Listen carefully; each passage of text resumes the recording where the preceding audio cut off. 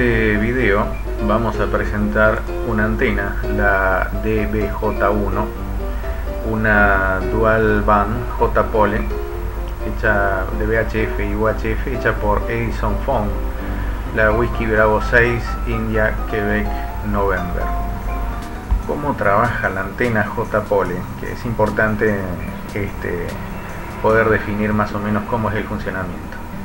La antena J es un radiador vertical de media onda, básicamente es un dipolo. Lo que distingue este diseño de un dipolo vertical es el método de alimentar el elemento de media onda. En un dipolo convencional, por ejemplo, el patrón de la radiación puede ser alterado por la línea de alimentación, o usualmente hay una torre o algún otro soporte que actúe como un reflector paralelo a la misma antena, lo cual modifica el lóbulo, ¿no? El patrón de radiación de la J-Pole se parece a la del dipolo vertical ideal por su interacción mínima, digamos, con la línea de alimentación. La performance de esta antena teóricamente es igual para un radiador de 1/4 de longitud de onda sobre una tierra ideal. La J-Pole también adapta a la alta impedancia al final de un radiador de media longitud de onda para una impedancia del punto del coaxial bajo adecuado para la alimentación, o sea, para los 50 ohms. Esto es terminado con 1/4 de onda correspondiente a un stub, puesto en cortocircuito en un extremo y conectado para la alta impedancia del radiador de la media longitud de onda en su otro extremo. Entre el cortocircuito y la terminación de la alta impedancia concluye en un punto que está próximo a los 50 ohms de impedancia, y en este punto es en donde se conecta la alimentación. Bueno, vamos a ver la fabricación de la Delta Bravo Juliet-1, la antena bibanda. Bueno, ante todo, una antena de media onda para 2 metros no resuena en la banda de frecuencia de UHF. Está claro, ¿no? Resonar es una cosa, pero realmente que funcione es otra cosa. La DBJ1 no solo resuena, sino que también funciona como un radiador de media onda en ambas bandas. Un hecho interesante a notar es que por la forma de alimentación del dipolo de media onda del centro puede resonar en armónicos impares, 3, 5, 7, etc. Esta es la razón por la que un dipolo de 40 metros puede ser usado en 15 metros. De modo semejante, una antena para 150 MHz puede ser usada en 450 MHz. Sin embargo, la performance de la antena en el tercer armónico es baja cuando es usada en configuración vertical. Esto hay que tenerlo en cuenta. En la frecuencia de UHF, en 450 MHz, el radiador de la media onda se ajusta a longitudes de onda del 3 medios de largo aproximadamente.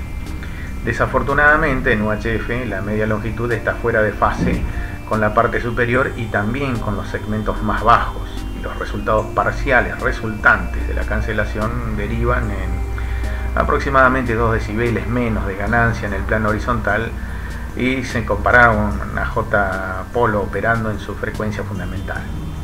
La máxima radiación es entonces dirigida fuera del horizonte. Así, aunque la J-Pole o J-Pole puede construirse para trabajar en su tercer armónico, su actuación es escasa, a menudo 6 u 8 decibeles por debajo de una antena usando un plano de tierra.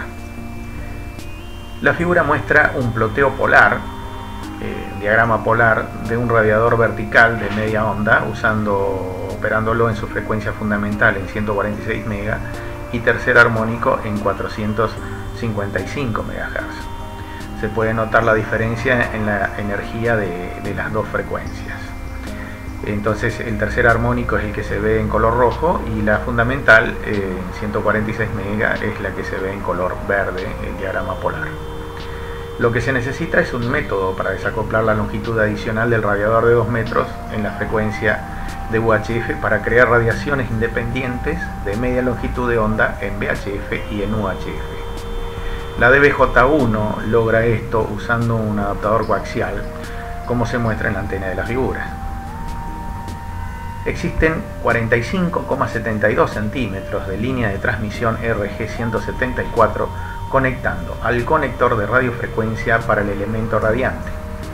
Esto es a fin de que la porción más baja de la base de la antena pueda usarse para elevar o montar a la antena sin interferir sus características eléctricas. El uso del coaxial RG174 está diseñado y limita la potencia que la antena puede manipular, menos de 60 watts de ROE. Si se sustituye por RG213, RG8, las potencias nominales pueden ser mejoradas considerablemente. Sin embargo, si se hace esto, la longitud del stub en la antena de UHF tendrá que ser calculada de nuevo por el cambio del factor de velocidad. Recordemos que es un valor muy importante dentro de cada cable coaxial, que aunque tenga la misma impedancia, depende de la característica propia, el factor de velocidad del cable que se use. Y esto afecta el cálculo, lógicamente. La primera parte de la antena, de 41,91 centímetros, arranca con una línea abierta balanceada de 300 ohms y trabaja como un stub de 1/4 de onda en VHF y un stub de 3/4 de onda en UHF con bastante poca dificultad, excepto por una leve pérdida de 0,1 decibeles de la media longitud de onda adicional de la línea de carga. Por ensayos hechos por el autor de la antena, el punto de los 50 ohms se encontró a 3,18 centímetros del cortocircuito del stub, aunque la impedancia en este punto es ligeramente inductiva, pero sigue siendo excelente para 50 ohm con un ROE de aproximadamente 1,3 a 1. Conectado a la parte abierta del adaptador stub, el elemento radiante para la UHF tiene 28,58 centímetros de largo. El stub y el radiador se arma con un cable paralelo. Se separó del stub, que se interrumpe por una muesca de 0,64 centímetros en una parte del conductor, como se muestra en la figura, ¿no? El alambre adicional en el radiador de línea abierta paralela irradia junto con el cable conductor, creando un elemento grueso que es más corto que su equivalente en el espacio libre. Para terminar, la sección irradiante de UHF se usa un stub, usando cable coaxial RG174. Al igual que con el ingreso correspondiente al stub, el final presenta una impedancia alta y está relacionado a la parte superior de la sección del irradiante de UHF. Se puede ver que el stub es solo un circuito abierto en UHF, actuando como una inductancia pequeña en lugar de eso en la parte de VHF. El stub hecho con RG174 se conecta a la sección superior del cable paralelo de 300 ohms y eso completa el elemento que irradia en VHF. Se debe verificar que la longitud total de los elementos que irradian UHF y VHF y el adaptador coaxial no ascienda a una media longitud de onda completa en la VHF, porque la inductancia del adaptador coaxial actuaría acortando la antena ligeramente. En mi caso la idea es utilizarlo con un equipo Baofeng V5R y debido justamente a que este equipo tiene algunos problemas de adaptación, le agrego un capacitor de 3,3 picofaradios por 500 volts para acomodarle el tema de las impedancias.